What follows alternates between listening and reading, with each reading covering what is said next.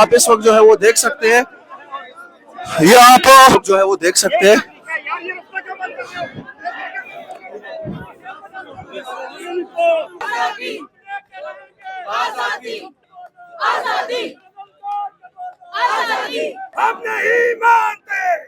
صحافی اس وقت جو ہے وہ آگے بڑھ رہی ہے اور پولیس نے ان کا راستہ جو ہے وہ اس وقت بند کر دیا ہے۔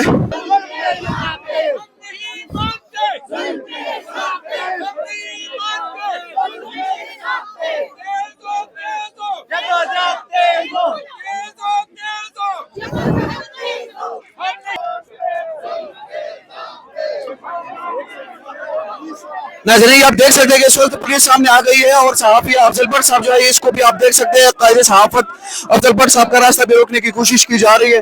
آپ اس وقت جو ہے وہ دیکھ سکتے ہیں، یہ آپ اس وقت جو ہے بہت زیادہ پولیس آ گئی ہے اور پولیس صحافیوں کو روکنے کی کوشش کر رہی ہے، جو ہے وہ دیکھ سکتے ہیں۔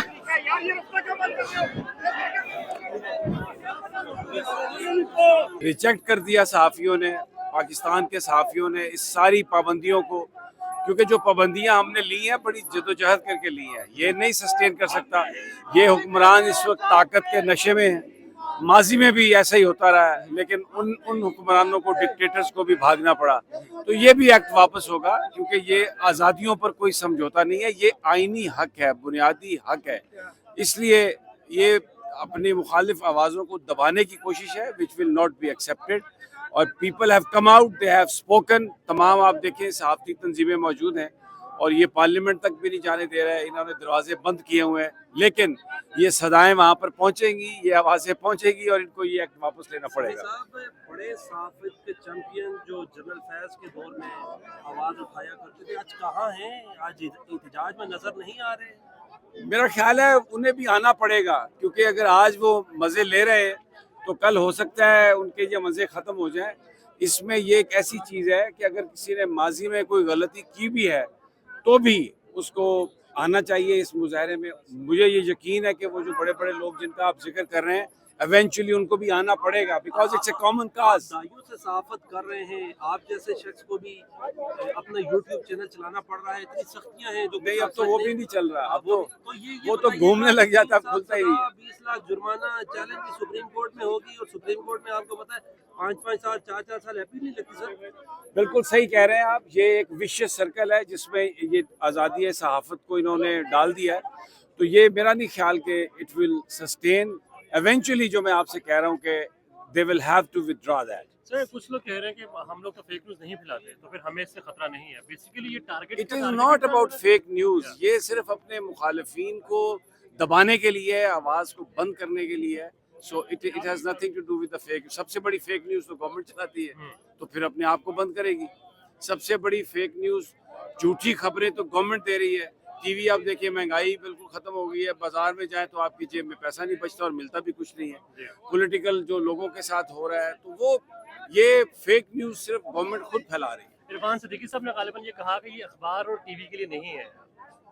تو اس کا کیا مطلب ہے؟ کیا جو آزادی ہے صرف اخبار اور ٹی وی کے حوالے سے ہے؟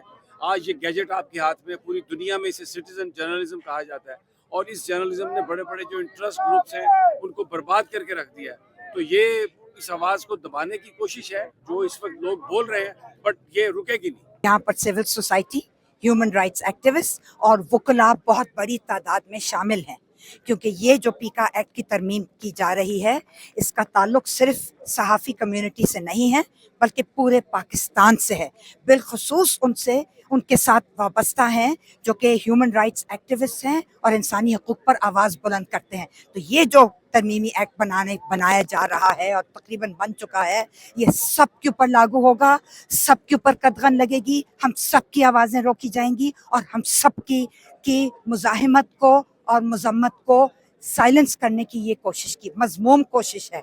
اور یہ جس طرح پیکا ایکٹ 2016 کامیاب نہیں ہوا تھا، 2021 کامیاب نہیں ہوا تھا، اور اب یہ 2025 کامیاب نہیں ہوگا۔ کوئی حکومت آ جائے، کوئی حکومت چلی جائے، کوئی پارٹی اقتدار میں آ جائے، کوئی پارٹی اقتدار سے نکال دی جائے، سلیکٹڈ ہو یا الیکٹڈ ہو یا کچھ بھی ہو، ہم آپ کو آج بتا رہے ہیں کہ جو یہ قانون لے کر آئے ہیں وہ ہوشیار رہیں۔ بہت شکریہ۔